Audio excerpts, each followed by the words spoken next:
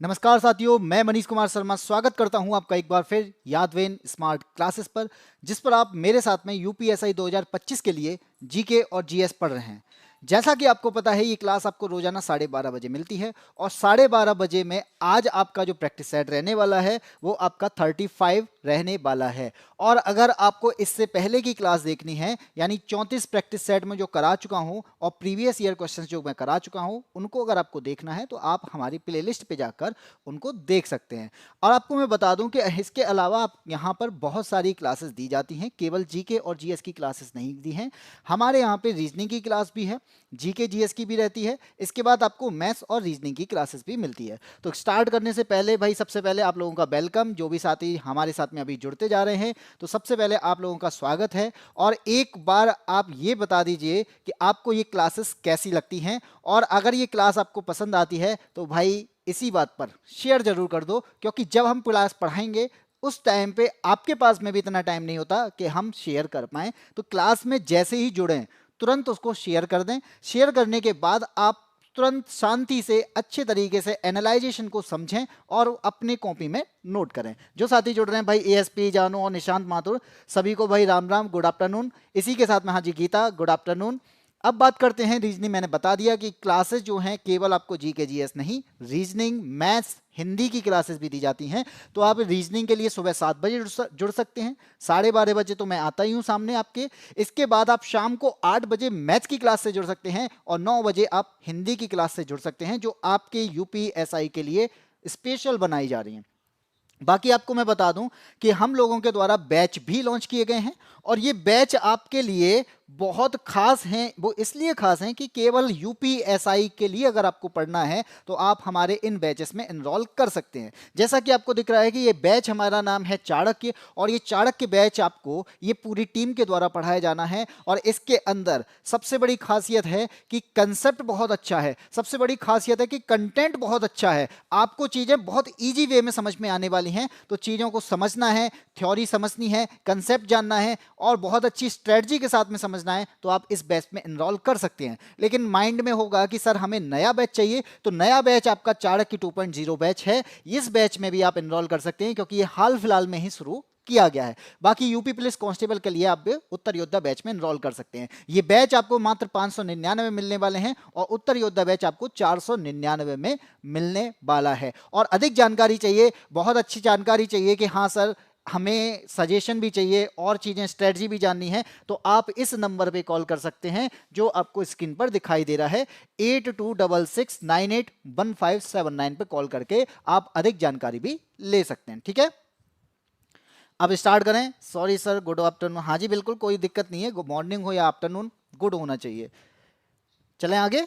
Share कर दिए, बहुत अच्छा भाई निशान भाई, अगर आपने शेयर कर दी है तो। इसी के साथ में अब आपको ये भी बता दूं ये बैच कहाँ मिलने वाले हैं। तो बाई एससी एप्लीकेशन पे डाउनलोड करिए। डाउनलोड करने के बाद में रजिस्ट्रेशन और लॉगिन करके आप वहाँ पे एनरोल कर सकते हैं। और हमारे जो भी बैच हैं आप वहाँ पे एनरोल करने के साथ साथ आपको कुछ चीज़ें हम यहाँ पे प्रोवाइड और करते हैं, तो उन चीज़ों को भी आप यहाँ पे देख सकते हैं। आप यहाँ पे टेस्ट दे सकते हैं और अपनी जानकारी यानी अपनी नॉलेज को भी यहाँ पे चेक कर सकते हैं टेस्ट में जाकर।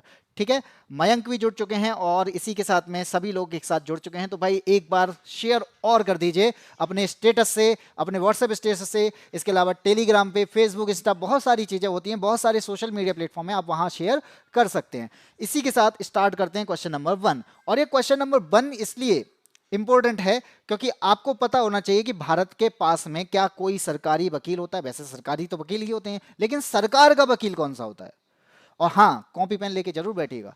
क्वेश्चन नंबर 1 क्या कहता है, भारतीय संविधान के निम्नलिखित अनुच्छेदों में से कौन सा अनुच्छेद भारत के महान्यायवादी के पद का प्रावधान करता है। यानी कौन सा आर्टिकल है जो यह बताता है कि भारत का कोई अटॉर्नी जनरल होगा। यानी अटॉर्नी जनरल ऑफ इंडिया के लिए कौन सा आर्टिकल है जो बताता है कि भारत सरकार का यह मुख्य कानूनी सलाहकार होगा, सुप्रीम कोर्ट में या हाई कोर्ट में यह सरकार के वकील के रूप में काम करेगा, और इसकी नियुक्ति कोई करेगा तो कौन करेगा, जल्दी से बताइए।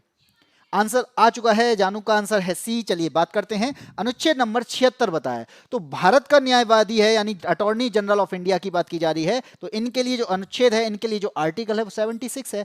आर्टिकल नंबर 76 के अकॉर्डिंग भारत में एक अटॉर्नी जनरल होगा। और आपको यह भी पता होना चाहिए ये क्या होता है, भारत सरकार का वकील होता है। ठीक है, ये कौन क्या काम करता है, इस भारत सरकार के वकील के रूप में, यानी कभी भी कोई सरकार के खिलाफ कोई भी चीज करता है, केस करता है, तो वहां पर क्या कौन काम करेगा, वहां पर उनका कानूनी सलाहकार जो कि महान्यायवादी ही होता है, ये काम करेगा। ठीक है, और इनकी नियुक्ति करने का अधिकार किसके पास है, तो आप कहेंगे सर नियुक्ति जो है ना वो राष्ट्रपति के द्वारा की जाती है। कौन करता है, नियुक्ति राष्ट्रपति के द्वारा की जाती है। ये बात समझ में आ गई। आपसे अगर मैं ये पूछूं कि वर्तमान कौन है, आपके सामने दिखाई दे रहे होंगे, ये भारत में यानी नए अटॉर्नी जनरल बनाए गए हैं। तो वर्तमान जो अटॉर्नी जनरल हैं इनका नाम क्या है, तो जल्दी से बता दीजिए। राम राम भाई, साइलेंस लर्नर, हाँ जी बिल्कुल सही है। आरना आपका आंसर, गुनगुन का आंसर आ चुका, नहीं अच्छा गुनगुन का आंसर नहीं आया। Good afternoon Gungun. तो आप लोग यहाँ पे ये बता दीजिए कि भारत के महान्यायवादी प्रेजेंट टाइम में, वर्तमान टाइम में कौन है, क्योंकि आपसे ये क्वेश्चन इसलिए पूछा जा सकता है क्योंकि ये नए अटॉर्नी जनरल चुने गए हैं। किसी का आंसर नहीं आया है तो आप इनका नाम जान सकते हैं जो आपको दिखाई दे रहे हैं, भारत को मिला नया अटॉर्नी जनरल, और इनका नाम है आर वेंकट रमन। क्या नाम है इनका, इनका नाम है आर वेंकट रमन। तो ये भारत के नए अटॉर्नी जनरल हैं। हाँ जी आर वेंकट है भाई, साइलेंस लर्नर ने सही आंसर दिया है और किसी का आंसर नहीं आया। चलें आगे बढ़ें, क्वेश्चन नंबर आता है आपका 2। क्वेश्चन नंबर 2 क्या कहता है, अभी हाल ही में आपने देखा होगा कि सुप्रीम कोर्ट ने बैन कर दिया किसी को, किसको बैन किया, यानी शेल्टर होम में पहुंचाने का काम किया किसने, सुप्रीम कोर्ट ने। किसको, कुत्ते को। क्यों किया गया है, क्योंकि आपको पता है एक बीमारी फैलती जा रही है रेबीज।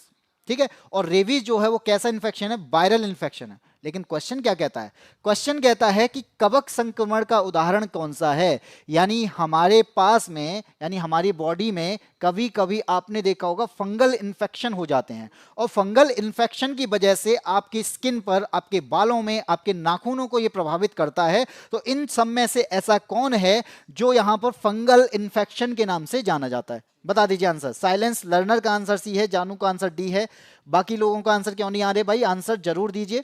यहां पर आपको मालूम होना चाहिए, सबसे पहले चीजें मलेरिया के बारे में जानते हैं। क्या मलेरिया किसके द्वारा फैलता है, तो आप कहेंगे सर ये प्रोटोजोआ का रोग है और ये पैरासाइट है, यानी परजीवी से होने वाला रोग है, तो पैरासाइट कहलाएगा, यानी परजीवी से होने वाला रोग।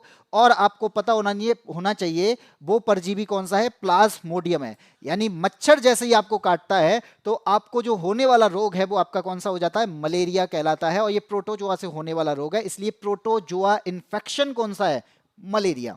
ठीक है, टेटनिस की बात करेंगे तो टेटनिस जो है आपका कैसा है, बैक्टीरिया से होने वाला रोग है, और ये हम क्या कह सकते हैं, ये कैसा इन्फेक्शन है, ये बैक्टीरियल इन्फेक्शन है।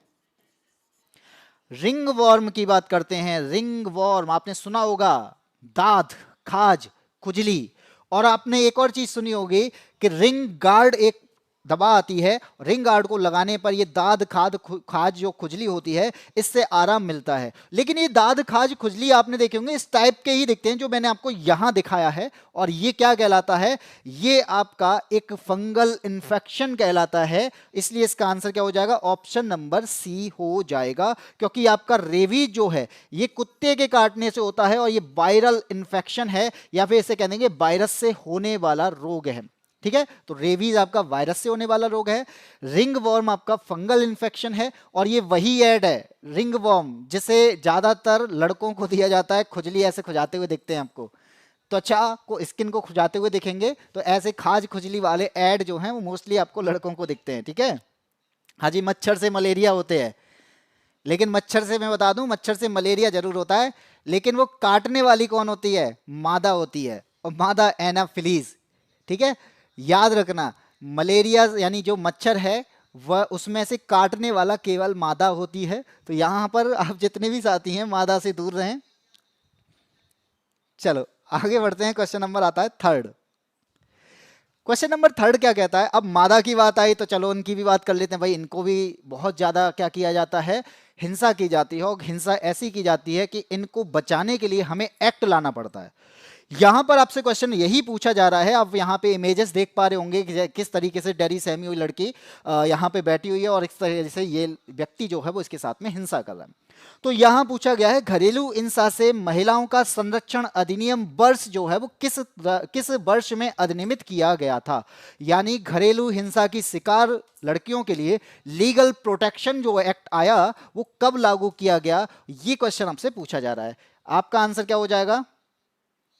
कोई आंसर नहीं होगा, ठीक है, जानू ने आंसर दे दिया है। चलिए आगे बढ़ते हैं। यहां का आपसे आंसर पूछा जा रहा है तो याद रखिएगा कि एक बिल आया था जिसे कहा गया था protection of women from domestic violence, यानी घरेलू हिंसा से महिलाओं का संरक्षण।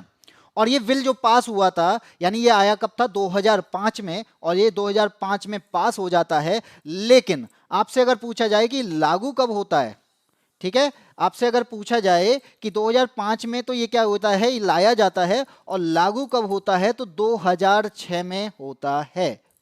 इसके अलावा बहुत सारे क्वेश्चन इनसे पूछे जाते हैं। आपसे पूछा जाता है कि आपको मालूम होना चाहिए कि जैसे महिलाएं हैं उनका शारीरिक शोषण होता है, मानसिक शोषण होता है, भावनात्मक शोषण होता है और आर्थिक हिंसा होती है। इनसे सुरक्षा अगर करनी है तो आपको इस प्रोटेक्शन का, इस बिल का, इस एक्ट का सहारा लेना पड़ता है। जिसके अलावा होता क्यों है? होता इस वजह से डाउरी के कारण, यानी दहेज के कारण भी होता है। तो हमने यहाँ पे दहेज से बचाने के लिए एक आपका एक्ट भी लेके आए थे, और वो कौन सा था? डाउरी प्रोहिबिशन एक्ट, दहेज प्रतिषेध अधिनियम। और ये एक्ट कब आया था? 1961 में आया था, ठीक है, एक आता है। दूसरा का एक बिल हम लेके आए जब यहां पर एक और चीज आती है, सेक्सुअल हरेसमेंट किया जाता है। और कहां पे किया जाता है? जहां पर आप काम करने जाते हैं। जैसे महिलाएं कहीं किसी ऑफिस में काम करने जाती हैं तो वर्क प्लेस पर जो व्यक्ति है उनके द्वारा सेक्सुअल हरेसमेंट के केस देखे गए, और इसके लिए भी हमें बिल लाना पड़ा। और वो आपका कब लेके आए? वो हम लेके आते हैं 2013 में। तो आपका एक बिल कौन सा है महिलाओं से रिलेटेड? वो है आपका सेक्सुअल हरेसमेंट, इसे बोलते हैं। कहां पर? एट वर्क प्लेस, यानी जहां पर काम करने जाते हैं वहां पर सुरक्षित माहौल के लिए, हमें सुरक्षित प्रदान करने के लिए, प्रोटेक्शन लाने के लिए यहां क्या किया जाता है? एक बिल लेके आते हैं, एक एक्ट लेके आते हैं 2013 में, जिससे वर्क ऑफिस में भी उनको बचाया जा सके। इसके अलावा और भी हमारे यहाँ पे क्या है? हमारे यहाँ पे बहुत महिलाओं को बचाने के लिए, उनको अवेयर करने के लिए एक दिन भी है, और वो दिन कौन सा है? इंटरनेशनल डे के रूप में जाना जाता है, यानी इंटरनेशनल डे। अब ये डे किसके लिए है? महिलाओं के लिए। लेकिन महिलाओं के लिए क्या हो रहा है? वायलेंस हो रही है, और वायलेंस को क्या करना है? एलिमिनेट करना है। तो हम किसके लिए मना रहे हैं? एलिमिनेशन के लिए मना रहे हैं। और एलिमिनेशन किसका करना है? वायलेंस का करना है। किसका करना है? वायलेंस का करना है। और किसके खिलाफ जो वायलेंस हो रही है? महिलाओं के खिलाफ जो वायलेंस हो रही है उसको क्या करना है? एलिमिनेट करने का काम करना है। इसलिए क्या मनाया जाता है? Against women. ये कब मनाया जाता है? और ये मैं करा चुका हूं 2-3 दिन पहले, ये मैंने 2-3 दिन पहले आपको बताया भी है। और ये कब होता है? 25 नवंबर को मनाया जाता है। और किसके द्वारा मनाया जाता है? यूएन के द्वारा मनाया जाता है, ठीक है। तो ये आपके इंपॉर्टेंट टॉपिक है जो आपसे क्वेश्चन पूछे जाते हैं। अगर आपसे मैं ये पूछ लूं नेशनल वुमेन डे कब है? 8 मार्च नहीं है, 8 मार्च यहां पे आपका ये international day for elimination of violence against women नहीं है, ये 25 नवंबर है। थोड़ा सा क्लियर कर लो अपना। साइलेंस लर्नर, ये गलत है आपका। 8 मार्च नहीं है। हाँ, ये मैं कह सकता हूं कि 8 मार्च भी वुमेन से रिलेटेड ही है। तो जल्दी से बता दीजिए कि 8 मार्च को क्या है। आगे बढ़ते हैं, आते हैं क्वेश्चन नंबर 4 पे। बता दीजिए क्वेश्चन नंबर 4 क्या कहता है। आपने देखा होगा कि आजकल बारिश बहुत होती जा रही है, पैटर्न बदलते जा रहे हैं, और बारिश का पैटर्न बदल रहा है तो फसलें भी खराब हो रही हैं, फसलें भी डूब रही हैं। ऐसी स्थिति में कौन करेगा किसानों की मदद, यानी किसानों की जो मदद कौन करेगा, ये क्वेश्चन आपसे पूछा जाए तो कौन करेगा इसमें से? तो वो करता है आपका Indian council for agriculture research. करेगा कैसे?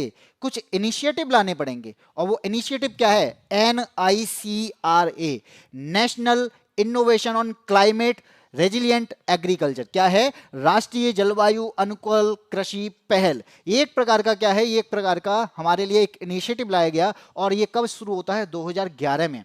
अब 2011 में इसको शुरू तो कर दिया गया, शुरू करने के बाद में क्या किया गया, इसमें करना क्या था तो आपको पता होना चाहिए। मान लीजिए क्लाइमेट चेंज की वजह से आपकी खेती पर कुछ प्रभाव पड़ा, फसलें डूब गई, फसलें खराब हो गई, तो उस प्रभाव को कम करने के लिए क्लाइमेट चेंज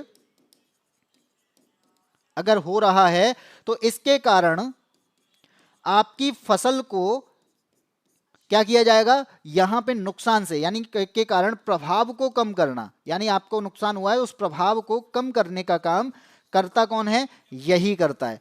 इसके अलावा और क्या होगा भैया? तो यहां पे मान लीजिए सूखा आ गया, मान लीजिए बाढ़ आ गई, तो सूखा और बाढ़ में हेल्प करने के लिए चाहिए तो कौन आएगा? यही आएगा।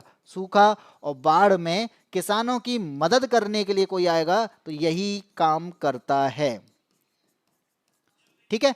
अगर आपने देखा होगा टेक्नोलॉजी आती है, नए सीड्स बनते हैं, नई पद्धतियों का विकास होता है, तो ऐसी स्थिति में भी यही काम करता है। और ये किसके अंडर काम करता है? तो ये काम करता है ICAR के अंडर, यानी ऑप्शन नंबर सी के अंडर। तो बता दीजिए कितनों का आंसर सही है? सी।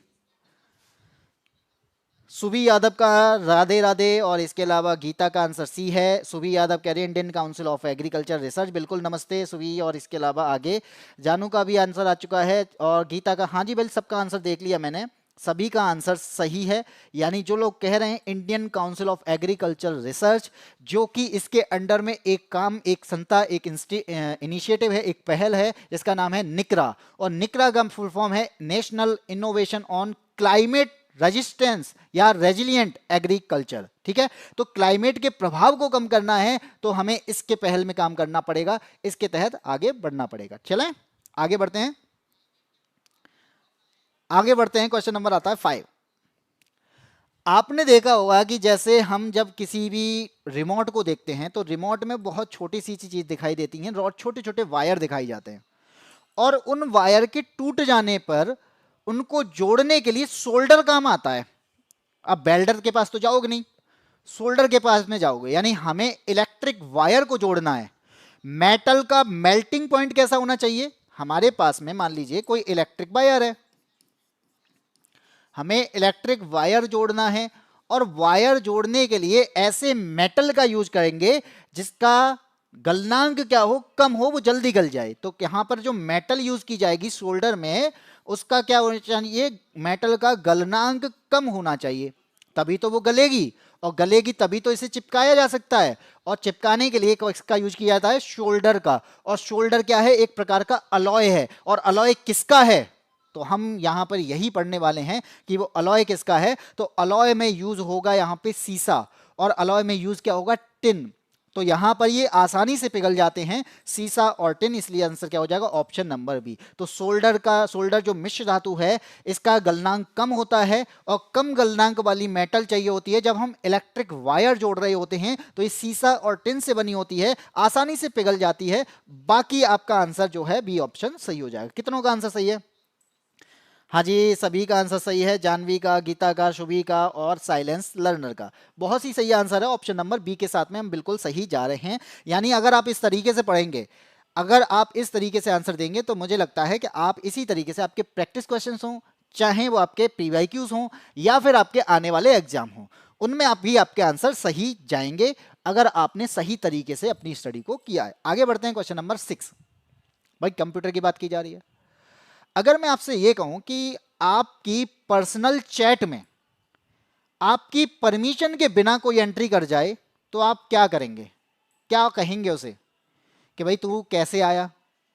क्या उससे आप ज्यादा बात करने लग जाएंगे, या फिर कुछ और करेंगे, या उसे ब्लॉक कर देंगे? तो ऐसा ही स्थिति होती है हमारे कंप्यूटर में।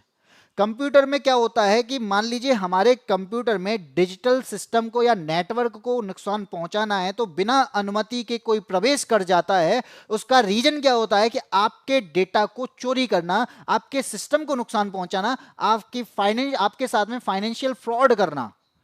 ये आपका क्या कहलाता है? यानी एक कंप्यूटर नेटवर्क या किसी भी डिजिटल सिस्टम में अनअधिकृत प्रवेश की क्रिया क्या कहलाती है? ऑप्शन आपके सामने है, क्या कहलाएगा? Hacking, hacking, hacking. बिल्कुल, हैकिंग। स्टडी लाइव गीता का, शुभी का और जानू का, साइलेंस लर्नर का, सबका जो आंसर आ रहा है वो आ रहा है आपकी हैकिंग।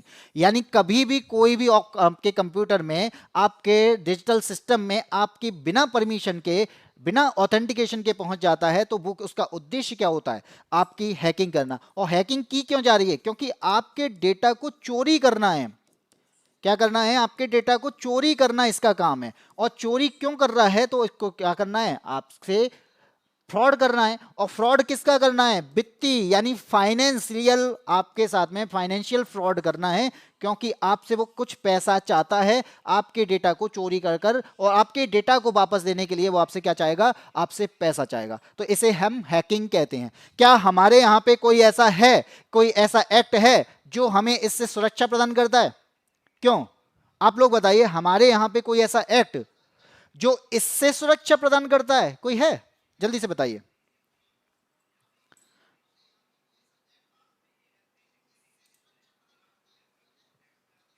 हाँ, हैकिंग बाटा फोन में भी हो जाती है। हैकिंग का बात करो तो हैकिंग कहीं भी हो जाती है। मैडम की क्लास। याद नहीं आ रहा, चलिए कोई बात नहीं है, ना नहीं आ रहा। तो बेटा ये साइबर सुरक्षा कहते हैं, और हमें साइबर से सुरक्षा करने के लिए एक एक्ट लाए थे जिसका नाम था डिजिटल पर्सनल डेटा प्रोटेक्शन। क्या नाम था इसका?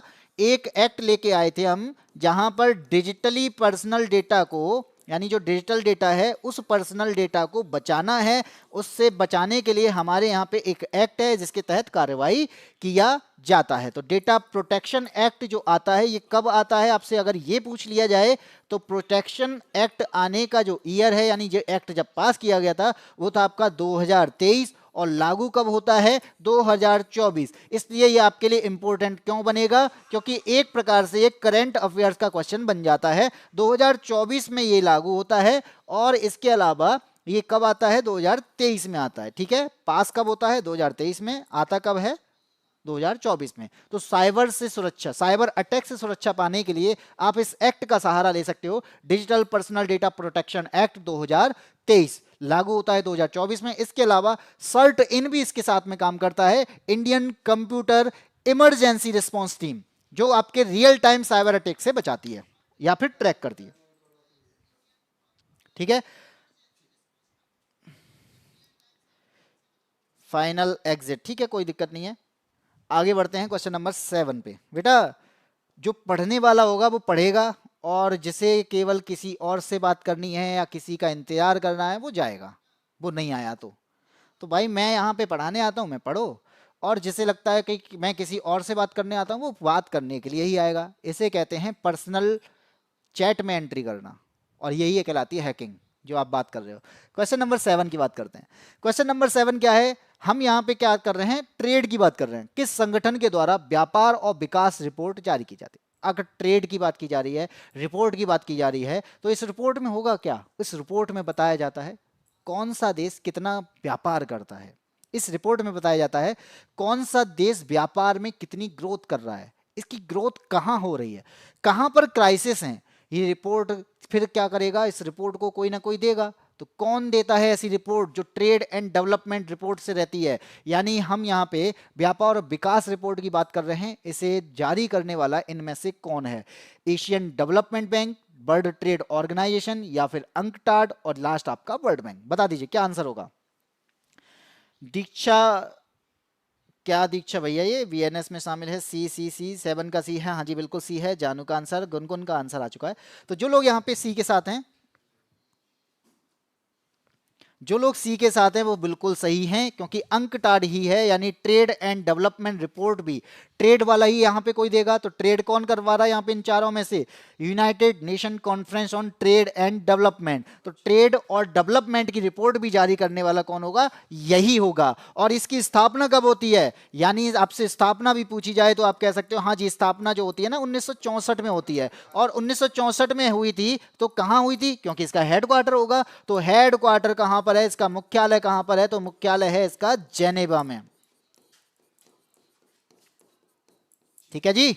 तो आंसर आपको मिल गया सी, बिल्कुल सही है। इस प्रकार से बहुत सारी हमारे पास में इंडेक्सेस आती हैं, बहुत सारी रिपोर्ट आती हैं और बहुत सारी रिपोर्टों में बहुत सारी चीज़ें बताई जाती हैं। इंडिया के बारे में बताया जाता है और जो बाकी के देश हैं उनके साथ में बताया जाता है कि यहाँ पर इसी की वजह से यहाँ हमारे यहाँ इन्वेस्टमेंट आते हैं। अगर रिपोर्ट अच्छी तो इन्वेस्टमेंट अच्छा, अगर रिपोर्ट खराब तो इन्वेस्टमेंट खराब। एफडीआई की मात्रा कब बढ़ेगी? जब हमारे लिए अंकटाड बहुत अच्छी रिपोर्ट प्रेजेंट कर देगा। अगर यहाँ पर रिपोर्ट ही खराब आ जाए तो क्या होगा? तो भारत में यहाँ पे इन्वेस्टमेंट भी कम हो जाएगा। यहाँ पर इसी चीज से किया जाता है।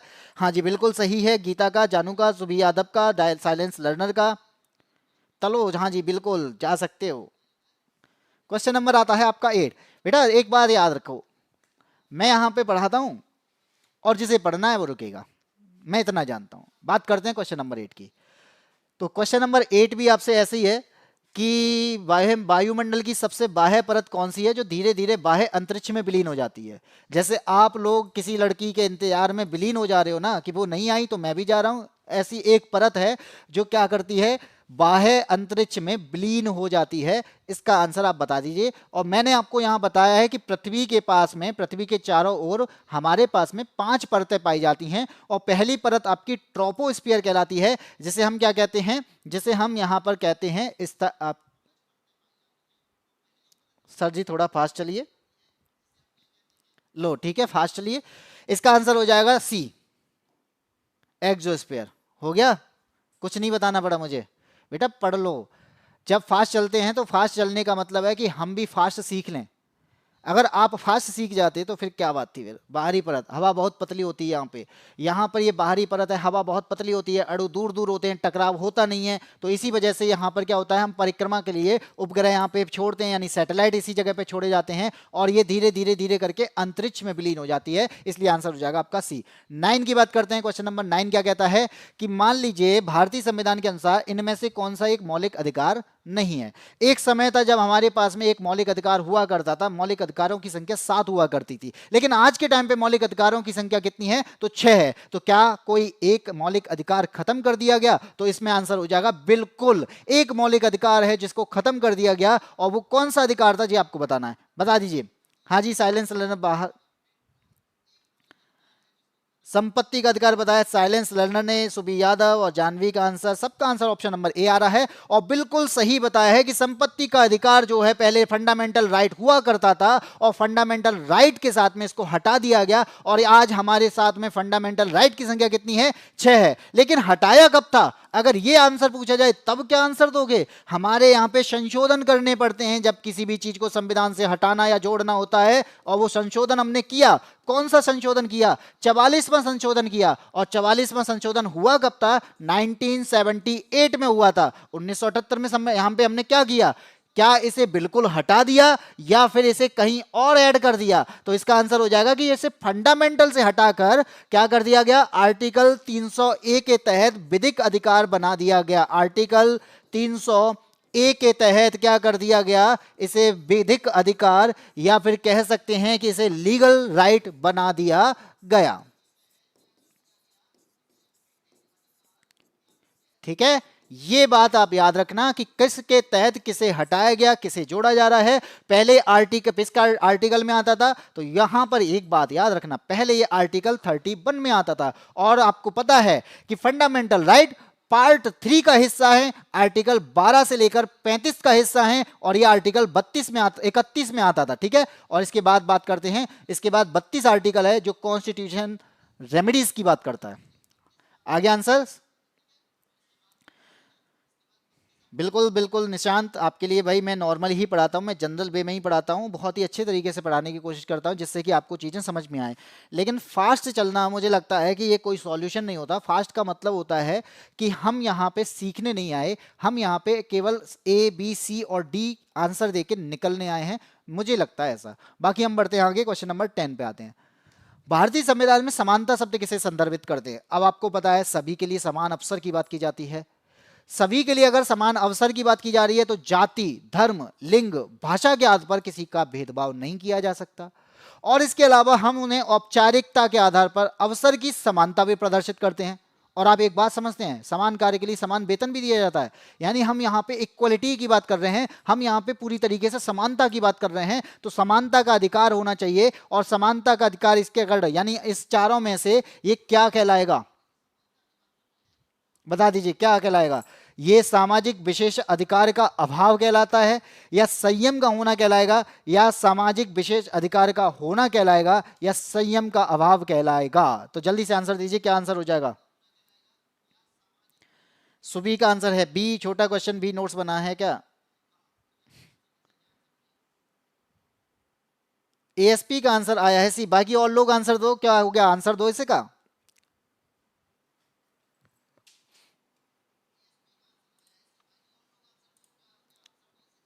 भाई कोई आंसर देना पसंद क्यों नहीं करता? पहले तो आप लोग मुझे ये बताओ कि आप लोग आंसर से दूर क्यों भागते हो। हाँ ये जरूर है कि अगर आपके फालतू की बातें चल रही होंगी तो उसमें सब लोग शामिल होंगे।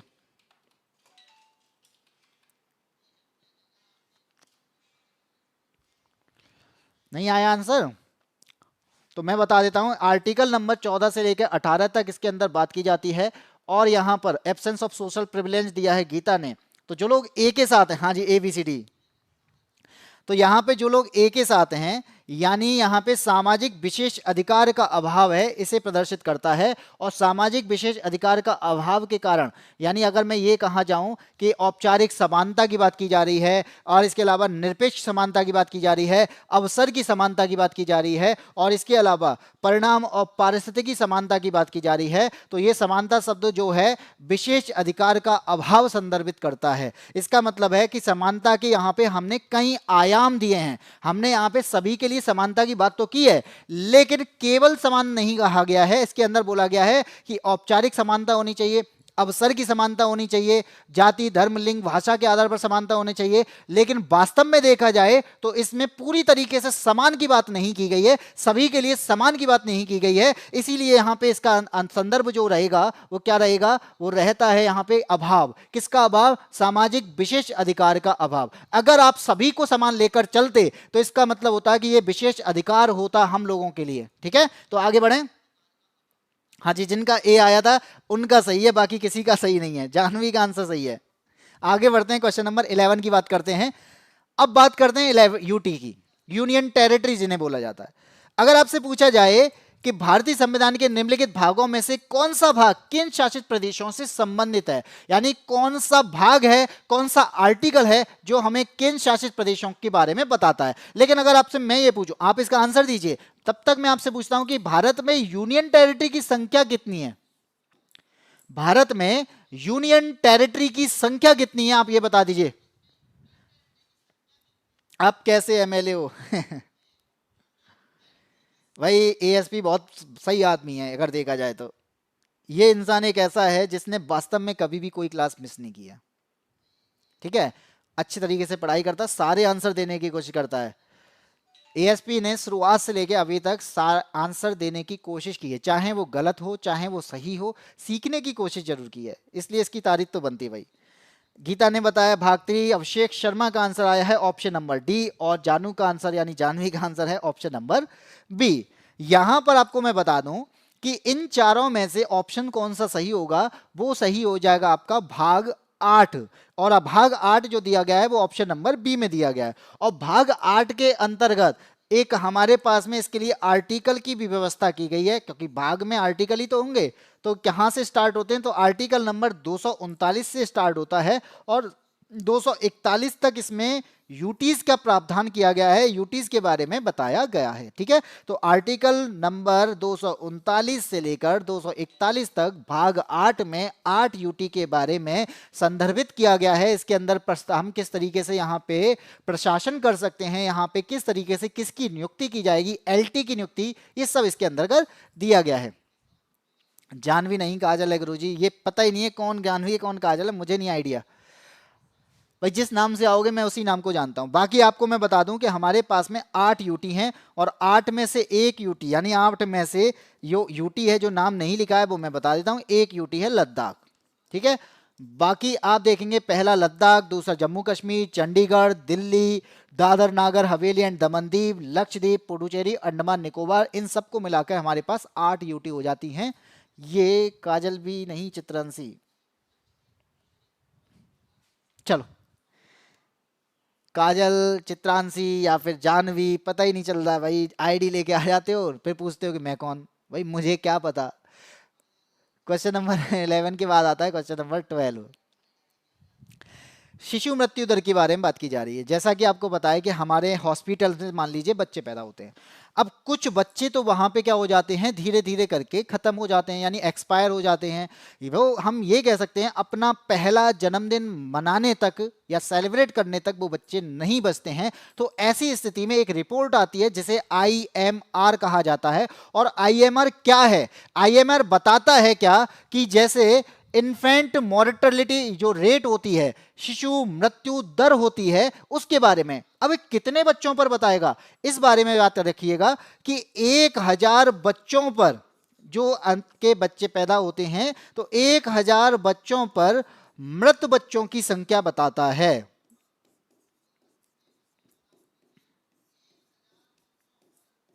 किन की संख्या बताता है?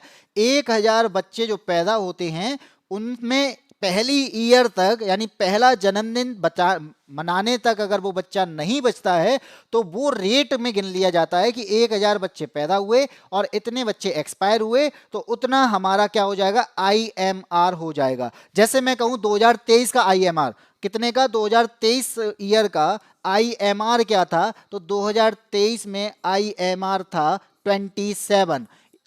सॉरी 27 नहीं था, हाँ जी 27 ही था शायद, 27 था। 27 का मतलब क्या है, 1000 बच्चे पैदा हुए और उनमें से 27 बच्चे जो हैं उनकी डेथ हो जाती है, वो एक्सपायर हो जाते हैं। अब आप याद रखना कि हमारे पास में एक गोल है SDG, जिन्हें क्या कहा जाता है, सस्टेनेबल डेवलपमेंट गोल कहा जाता है। और उस सस्टेनेबल डेवलपमेंट गोल में हमने एक लक्ष्य रखा है। क्या लक्ष्य रखा है कि 2030 तक हम क्या करेंगे, बच्चों की मोर्टेलिटी रेट जो है वो क्या कर देंगे, कम कर देंगे। और कितने कम तक ले जाएंगे, 12 तक ले जाएंगे। 2030 तक जो 27 का आंकड़ा अभी हमारे यहाँ चल रहा है, इसको कम करके हम 12 तक ले जाएंगे, यानी बच्चों को बचा लेंगे। ये बात की गई है हमारे यहाँ पर, यानी भारत के द्वारा। इसलिए इसका आंसर क्या हो जाएगा कि किसके रूप में संदर्भित किया जाता है, 1000 जीवित जन्मे बच्चों के रूप में संदर्भित किया जाता है। इसलिए सी आंसर हो जाएगा। तो कितनों का आंसर सही है? हाँ जी चित्रांशी। अब तो मैं चित्रांशी बोलूंगा, सी आंसर। गीता का आंसर हाँ जी 1000 है, गीता का भी। और इसी के साथ में सब लोगों का आंसर आ गया है। अब अभिषेक शर्मा कह रहे हैं 100 में 110। क्या कहना चाह रहे हो अभिषेक शर्मा? 100 और 10 समझ में नहीं आया। आगे बढ़ते हैं, हम बढ़ते हैं क्वेश्चन नंबर 13 पे। हमारे पास में वर्ल्ड हेरिटेज साइट भी है, भारत में वर्ल्ड हेरिटेज साइट की संख्या भी है। और अगर मैं ये कहूं कि 2025 में भारत के पास में कितनी हेरिटेज साइट हैं, तो भारत के पास में 44 हेरिटेज साइट हैं। ठीक है, कैसी? 44 वर्ल्ड हेरिटेज साइट हैं। अब आपसे क्वेश्चन ये तो नहीं पूछा गया है, आपसे पूछा क्या गया है, आपसे तो पूछा गया है कि हमारे यहाँ पे जो उत्तर प्रदेश है, यानी अपना जो स्टेट है, इसके अंदर यूनेस्को के द्वारा विश्व धरोहर स्थल इनमें से कौन सी है। उत्तर प्रदेश में यूनेस्को के द्वारा इन चारों में से कोई एक ऐसी है जो विश्व विरासत स्थल या फिर विश्व धरोहर साइट या वर्ल्ड हेरिटेज साइट में काउंट की जाती है। तो आप बता दीजिए। मैं अगर आपको बताऊं कि उत्तर प्रदेश में ना 3 है, अगर आपको मैं ये कहूं कि उत्तर प्रदेश का अगर आंकड़ा लिया जाए तो उत्तर प्रदेश में 3 साइट हैं वर्ल्ड हेरिटेज साइट। और वर्ल्ड हेरिटेज साइट की अगर बात करेंगे तो सबसे पहले कौन, सबसे पहले हमारा आगरा का फोर्ट। ठीक है, आगरा का फोर्ट। आगरा का फोर्ट के अलावा और कुछ है? हाँ जी, आगरा में ताजमहल भी है। और ताजमहल के अलावा भी कुछ है? तो हाँ जी, एक और है। क्या है? ताजमहल के अलावा है हमारे यहाँ पे फतेहपुर सीकरी। इसे भी यूनेस्को की वर्ल्ड हेरिटेज साइट में भी शामिल किया जाता है, क्योंकि इसके अंदर क्या है, ये भी अकबर के द्वारा बसाया गया। 1571 में अकबर ने इसे राजधानी भी बनाया। 1986 में इसे यूनेस्को साइट घोषित किया गया। इसी के अंदर है बुलंद दरवाजा, इसी के अंदर है जामा मस्जिद, इसी के अंदर है दीवाने खास, इसी के अंदर है पंचमहल, और इसी के अंदर एक दरगाह भी है। और इस दरगाह पे एक गाना भी फिल्माया गया था। अच्छा, ये तो पता ही होगा कि फतेहपुर सीकरी में जो दरगाह है जिसमें एक गाना फिल्माया गया था, वो कौन सा गाना है? जल्दी से बता दिए। हाँ जी, बी आंसर आ चुका है। एएसपी का, गीता का, चित्रांशी का, अभिषेक का और इसके अलावा सभी का, निशांत का। सुबी जी गई क्या भाई? सुबी जी पता नहीं, आप ही जानो, आप लोग पता नहीं क्या बातें करते रहते हो, मुझे आइडिया नहीं है कौन आता है कौन नहीं आता है। आप लोग किसी को परेशान इतना कर देते हो, वो नहीं रुकता, वो चला जाता है। इस चीज पे रुका करो भाई, थोड़ा सा ध्यान दिया करो, टाइम तो दिया करो कि बस आते ही लग जाते हो कि हाँ जी।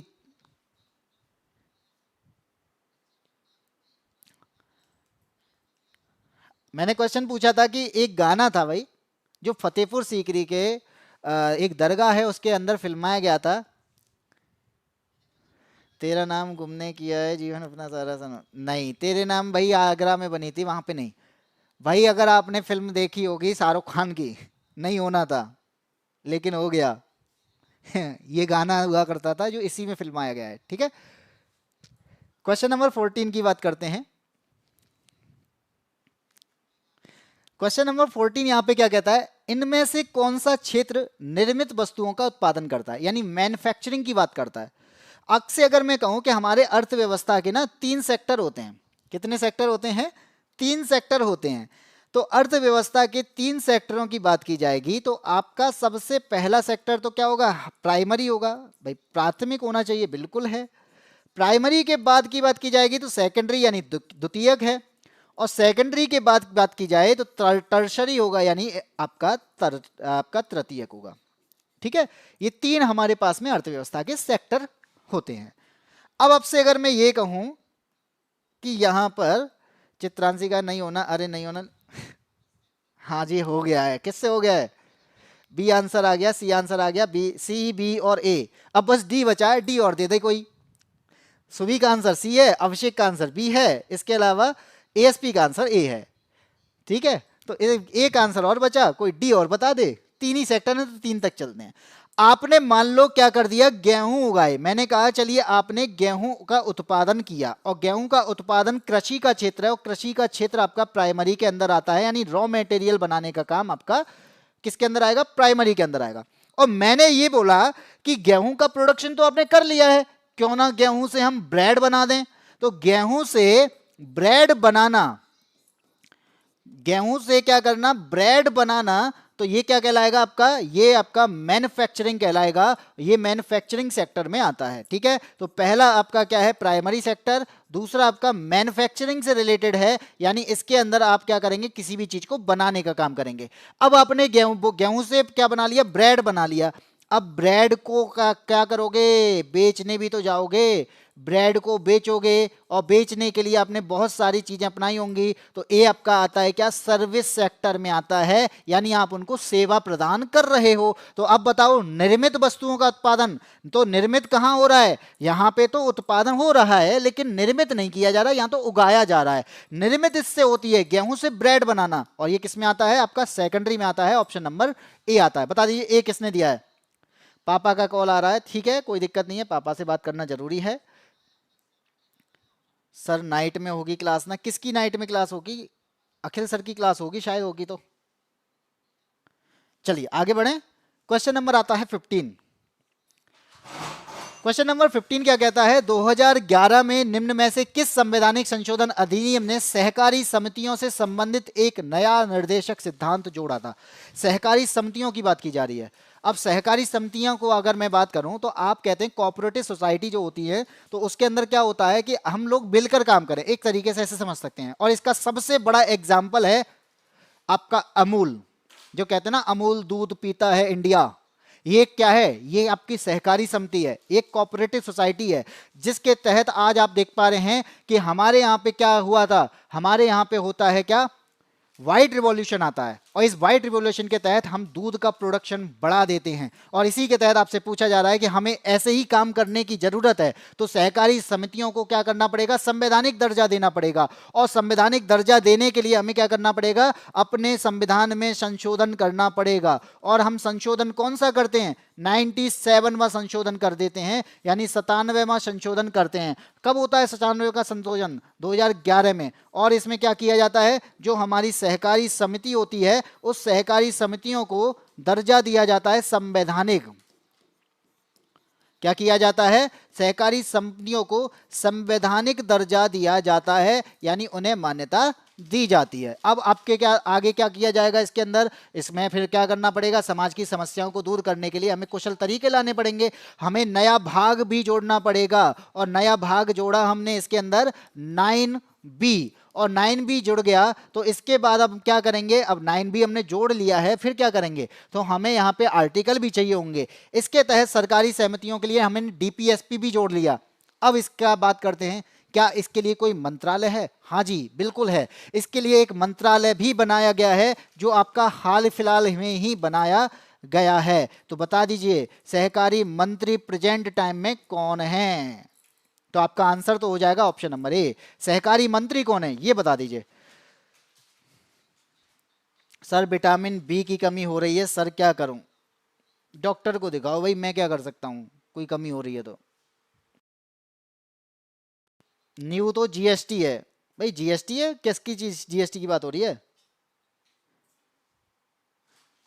15 का ए आंसर, ठीक है। जो लोग ए के साथ हैं बिल्कुल सही हैं, लेकिन मैंने पूछा कि प्रेजेंट टाइम में सहकारिता मंत्रालय किसके पास है, हमारा सहकारिता मंत्री कौन है, ये आंसर आपको बता दो जल्दी से। कोई आंसर नहीं आने वाला, तब तक मैं आगे बढ़ता हूं, क्वेश्चन नंबर 16 पे आता हूं।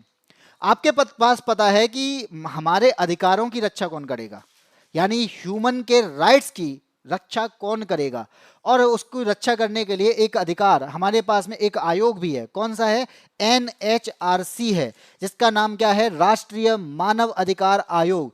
अब इसके अध्यक्ष और सदस्यों की नियुक्ति करनी है, इसके अध्यक्ष की नियुक्ति करनी है और इसके सदस्यों की नियुक्ति करनी है, क्योंकि बिना उसके तो ये काम भी नहीं करेगा। तो बता दो कौन अपॉइंटमेंट करता है, कौन उनकी नियुक्ति करता है? इन चारों में से कोई एक है जो इसकी नियुक्ति करता है NHRC की। अमित शाह है। जानवी के आंसर आ चुका है, बहुत बढ़िया आंसर दिया है।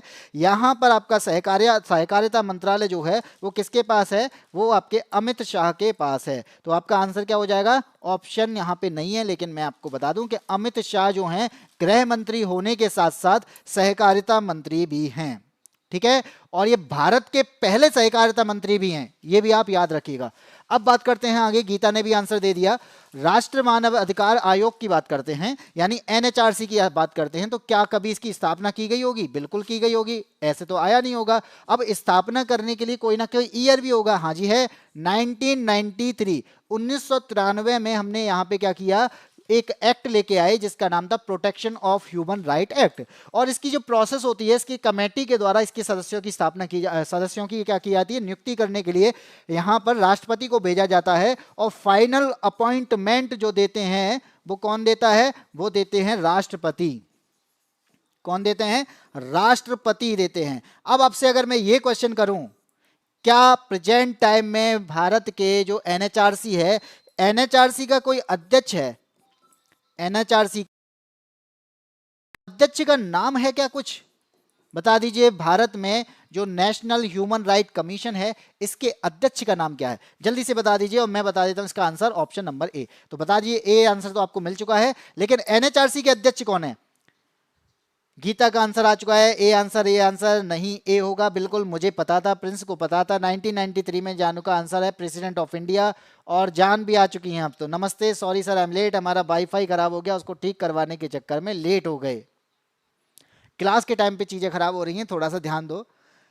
क्लास वाईफाई का तो चलो इश्यू है, वाईफाई तो आजकल जल्दी खराब हो ही जाते हैं, लेकिन ध्यान दो, ठीक है। अब आए हो तो 2-4 क्वेश्चन बचे हैं तो इनको भी कर लेते हैं।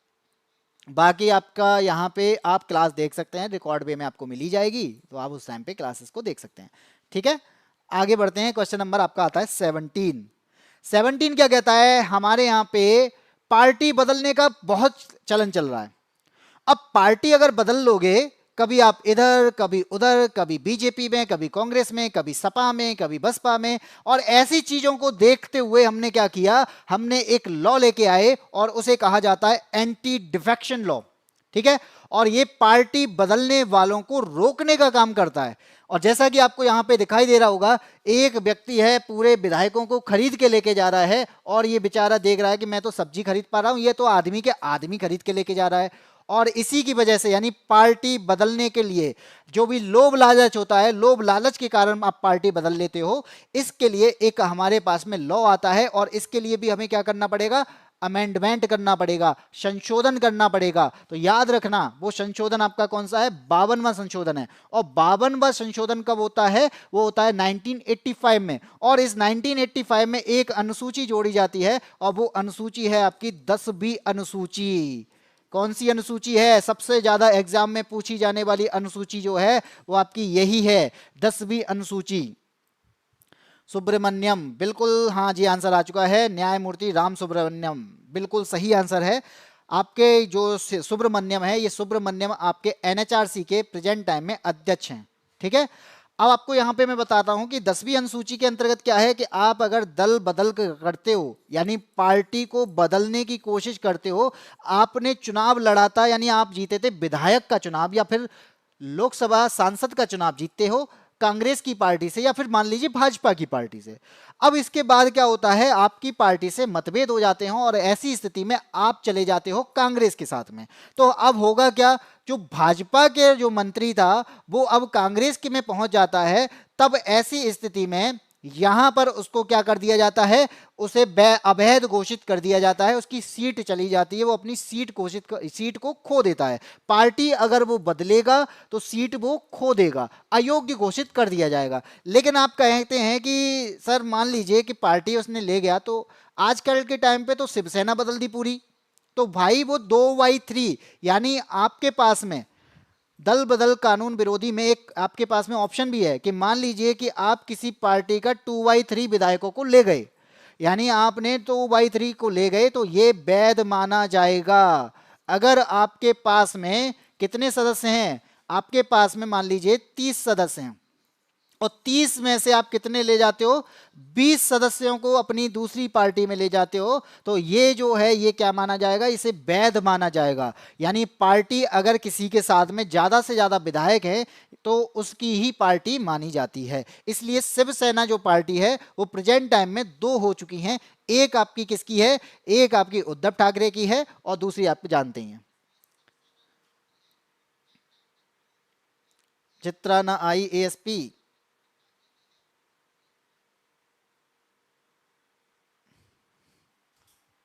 चलो आगे बढ़ते हैं, क्वेश्चन नंबर 18। बांग्लादेश के राष्ट्रीय गान के रचयिता कौन है। आप राष्ट्रीय गान जानते होंगे भाई, हमारे पास में भी राष्ट्रीय गान है, हम लोग कहते हैं जन गण मन जो है ये हमारा राष्ट्रीय गान है। और इसको लिखने वाले कौन थे, वो तो हैं रविन्द्रनाथ टैगोर। ठीक है, तो रविंद्रनाथ टैगोर के द्वारा भारत का राष्ट्रीय गान लिखा गया था। रविन्द्रनाथ टैगोर के द्वारा क्या किया गया था, भारत का राष्ट्रीय गान लिखा गया था। अब भारत का राष्ट्रीय गान इन्होंने लिखा, इसके अलावा पूछा क्या जा रहा है कि जो बांग्लादेश का राष्ट्रीय गान है जिसे हम कहते हैं अमार सोमार सोनार बांग्ला, तो अमार सोनार बांग्ला जो बांग्लादेश का राष्ट्रीय गान है इसको लिखने वाले कौन थे। मजे आ रहे हैं आज तो तुमके, किस बात के मजे आ रहे हैं। हाँ जी बिल्कुल, नेक्स्ट क्वेश्चन आ चुका है। मजे मजे लेने के चक्कर में पता नहीं कहाँ बच्चे और गायब कर देते हो तुम लोग। ऑप्शन नंबर बी यानी अमार सोनार बांग्ला जिसका नाम है बांग्लादेश का राष्ट्रीय गान है, तो बांग्लादेश का राष्ट्रीय गान लिखने वाले कौन थे, वो भी रविंद्रनाथ टैगोर ही थे। ठीक है, अब आप कहेंगे कि सर बांग्लादेश बनने के बाद इन्होंने राष्ट्रीय गान लिखा था, नहीं भाई, इन्होंने पहले ही लिख दिया था। ठीक है, उसके बाद 1971 में बांग्लादेश ने उसे राष्ट्रगान घोषित कर दिया था और 1913 में रविन्द्रनाथ टैगोर को साहित्य के क्षेत्र में नोबेल पुरस्कार भी दिया गया। यह भी आप याद रखिएगा कि रविन्द्रनाथ टैगोर 1913 में क्या ले चुके हैं, साहित्य का नोबेल पुरस्कार भी ले चुके हैं। अच्छा, कौन सी कृति के लिए इन्हें नोबेल पुरस्कार दिया गया था, जल्दी से आंसर दीजिए, कौन आंसर देगा, जल्दी से जल्दी, तेजी से आंसर कौन देने वाला है। 1913 में साहित्य का नोबेल पुरस्कार दिया गया था, किस कृति के लिए इनको ये नोबेल पुरस्कार दिया गया था। चित्तांशी को जानवी बोल रहे हैं आप सर। सर नहीं लेट, मेरे नाम तेरा ही लेते हैं। अरे छोड़ो, आगे बढ़ो। पता नहीं क्या बातें करते रहते हो। रविन्द्रनाथ टैगोर की बात हो रही है। भारत का राष्ट्रीय गान इनके द्वारा लिखा, बांग्लादेश का राष्ट्रीय गान इनके द्वारा लिखा। ये पहले ऐसे व्यक्ति हैं जिन्होंने 2 देशों के राष्ट्रीय गान लिखे। ये पहले एशिया के व्यक्ति हैं जिन्हें नोबेल पुरस्कार भी दिया जाता है। 1913 में साहित्य का नोबेल पुरस्कार, भारत के ही नहीं एशिया के पहले व्यक्ति हैं जिन्हें नोबेल पुरस्कार मिला था। ठीक है, और कृति का नाम था गीतांजलि। और यहाँ पे आंसर किसने दिया है, फालतू कमेंट नहीं, निशांत कह रहे हैं। और इसी के साथ विपिन कुमार अंबेडकर नगर से जुड़ चुके हैं भाई। विपिन कुमार, बहुत ही आपका स्वागत है। और इसी प्रकार से आप लोग जो नए जुड़ते जा रहे हैं, मैं उनको बता दूं, ये क्लास रोजाना 12:30 बजे होती है। यूपीएसआई को टारगेट करते हुए हम पढ़ रहे हैं। यहाँ पे जीके जीएस को एनालाइजेशन के साथ में यहाँ पे पढ़ते हैं। ठीक है, हाँ जी बिल्कुल, गीतांजलि आंसर है। चलो आगे बढ़ते हैं। क्वेश्चन नंबर 19 आता है।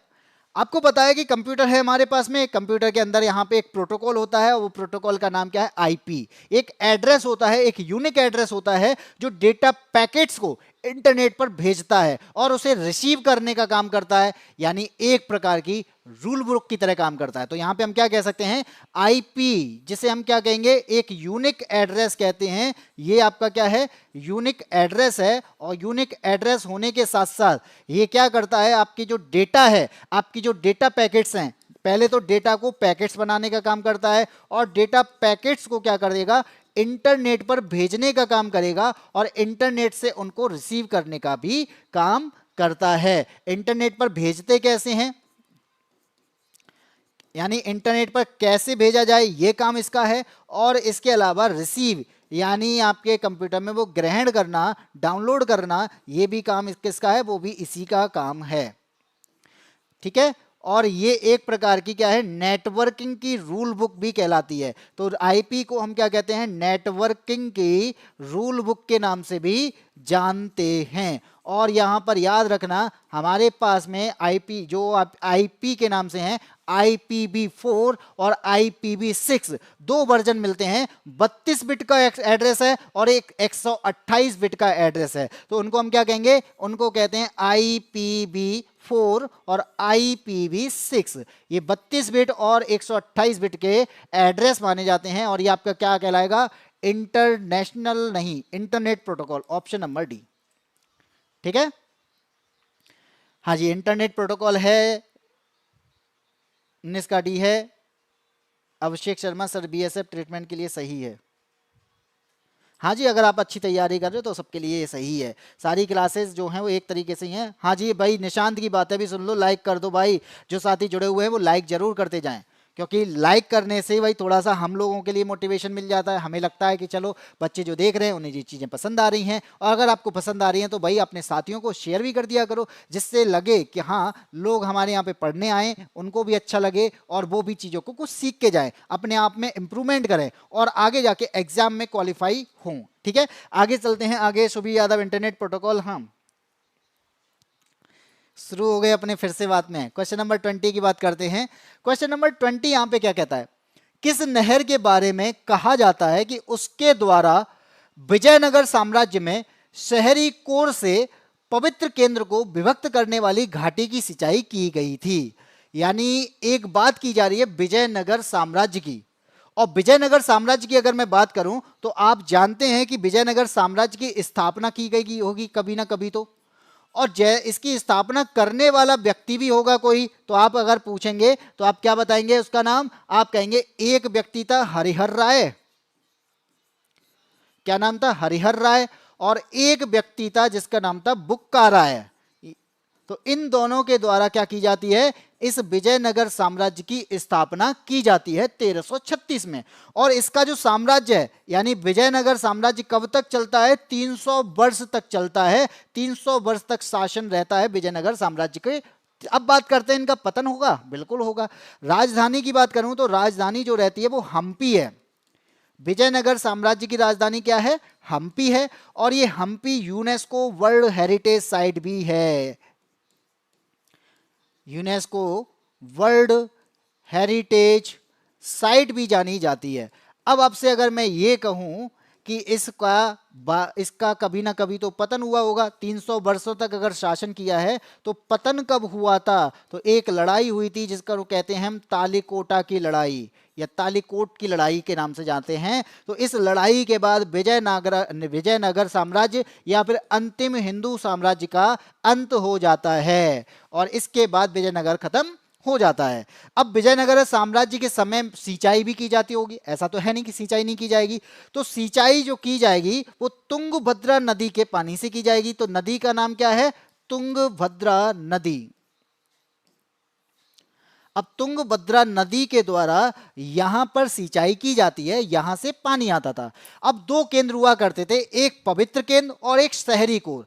इन दोनों के बीच में एक घाटी पड़ती थी और वहां पर हम क्या करते थे? बाग बगीचों का विकास करते थे, वहां पर खेती करते थे। तो खेती के लिए पानी चाहिए होगा और पानी कहां से आएगा? तुंगभद्रा नदी से। तो आपका आंसर क्या हो जाएगा? उस नहर का नाम, तो उस नहर का नाम है हीरिया नहर। ऑप्शन नंबर ए यहां पे सही हो जाएगा। हीरिया कैनाल जो है विजयनगर साम्राज्य के समय की महत्वपूर्ण सिंचाई नहर कहलाती है। तुंगभद्रा नदी से पानी लाती थी। पवित्र केंद्र और शहरी कोर के बीच में जो घाटी थी, उस घाटी को यहां पे सिंचाई करने का काम था इसका। इसके खेतों पर यहां पे इरिगेशन प्रोसेस का काम था, बाग बगीचों का इसका विकास करना था और विजयनगर से रिलेटेड चीजें मैंने आपको यहां पे बताई दी हैं। तो हर्ष वर्मा जी बिल्कुल, मेरी जान का आंसर ए है। और भाई राधे राधे, बहुत लेट आ चुके हो क्योंकि क्लासेस का एंड हो चुका है। और इसी के साथ में आपका आखिरी क्वेश्चन था। हाँ जी भाई, लाइक जरूर कर देना, जो भी साथी हैं जुड़े हुए हैं वीडियो को लाइक जरूर कर देना और शेयर जरूर करना। ये क्लास आपको रोजाना मिलती है और ये क्लास आपको कैसी लगी है इसको भी बताइएगा। बाकी जो वास्तव में अच्छी तरीके से पढ़ाई कर रहे हैं वो ये बताएंगे कि 20 में से आपके कितने क्वेश्चन सही हुए हैं और आपने 20 क्वेश्चंस में कितना सीखा है। फीडबैक जरूर दीजिएगा और अगर आपकी क्लास एंड हो जाती है तो उसके बाद कमेंट बॉक्स में अपने डाउट को भी रख सकते हैं, वहां भी फीडबैक दे सकते हैं। हाँ जी, हर्ष वर्मा खत्म हो चुकी है। आज तो 20 में 20 सही हुआ है मेरा। गीता का बहुत बढ़िया, गीता ने अगर 20 में से 20 किए हैं तो मुझे लगता है बहुत अच्छी तैयारी आपकी हो रही है। इंप्रूवमेंट के अंदर आने वाले इकोनॉमी के टर्म को भी लेके चलते हैं और इसी तरीके से ये क्लास चलती रहेगी। और आपको मालूम होना चाहिए, आपको ये भी पता होना चाहिए जीके अकेला क्लास नहीं है, यानी रीजनिंग की क्लास भी दी जाती है। सुबह 7 बजे आप इससे जुड़ सकते हैं, 12:30 बजे आप मेरे साथ में जीके और जीएस की क्लास के लिए, यूपीएसआई के लिए जुड़ सकते हैं।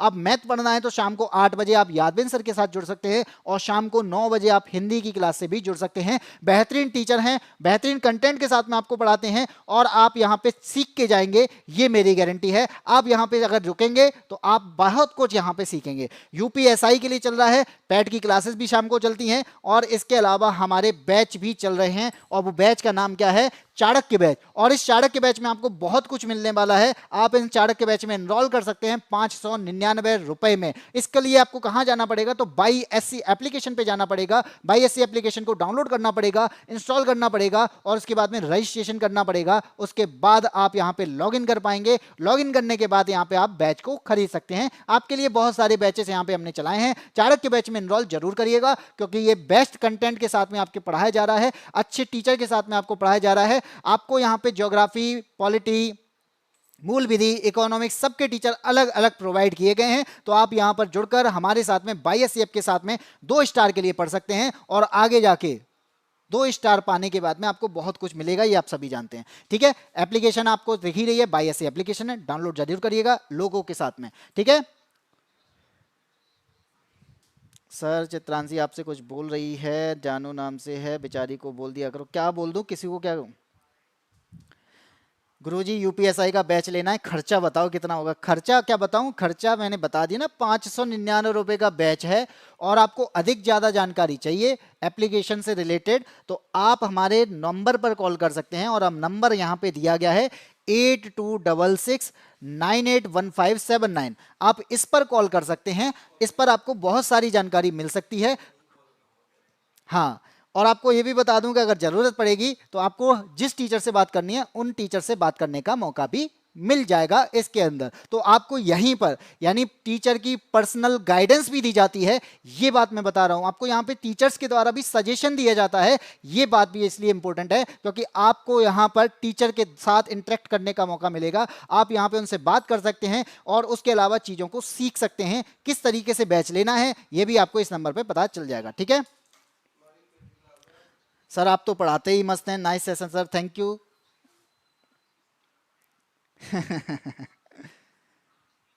चलिए आज की क्लास में इतना ही, फिर मिलते हैं इसी टाइम पर 12:30 बजे। रोजाना आप जुड़िएगा, बहुत बेहतरीन सेशन मैं आपको यहाँ पे प्रोवाइड करता हूँ, और इसी के साथ में नोट्स बनाने का मौका भी आपको मिलता है। एग्जाम देने जाएंगे तो एग्जाम के टाइम पे आपको ये नोट्स अगर पढ़ के जाते हैं तो मुझे लगता है कि आप शॉर्ट नोट्स के लिए इनको प्रेफर जरूर करेंगे। ठीक है, तो आज के लिए इतना ही, फिर मिलते हैं इसी टाइम पे। तब तक के लिए